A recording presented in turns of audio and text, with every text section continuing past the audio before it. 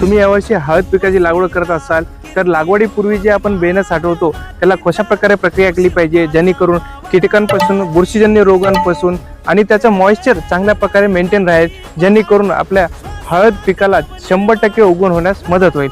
तर शेतकरी मित्रांनो, आपण याचबद्दल थोडक्यात माहिती घेणार आहोत। बरेचसे शेतकरी वेगळ्या वेगळ्या पद्धतीनं बेण्याची साठवण करत असतात, जसं की कोणी झाडाखाली ठेवते, त्याच्यावर पोते टाकते आणि वारंवार त्याला पाणी करते, आणि बरेचसे शेतकरी घरामध्ये पोत्यामध्ये बेणं साठवण करतात आणि काही जण खड्डा करून खड्ड्याच्या आत बेण्याला टाकून वरून त्याला पॅक करून टाकतात। अशा वेगळ्या वेगळ्या पद्धतीनं बेण्याची साठवण होत असते। तर साठवण करण्यापूर्वी आपल्याला एक मुख्य गोष्टीची काळजी घ्यायला पाहिजे, जेणेकरून बुरशीजन्य रोग कीटकांपासून आपल्या बेण्याला संरक्षण भेटलं पाहिजे। तर याच्यासाठी आपल्याला ॲटोमेट कंपनीचं डेसिकेटर नावाने येणारा प्रोडक्ट याचा वापर केला पाहिजे।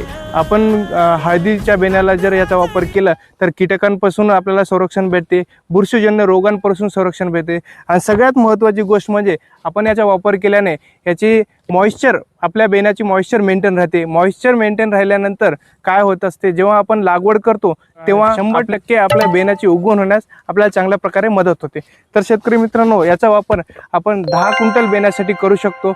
डेसिकेटरचा वापर आपण कांदा, हळद, अद्रक इत्यादी पिकांवर आपण याचा वापर करू शकतो। स्टोरेजसाठी याचा वापर केला जाते, जेणेकरून आपलं जसं आपण बेणं साठवण करतो अगदी तसंच आपल्याला 2 महिन्यानंतर आपल्याला ते तसंच बेणं पाहायला भेटते।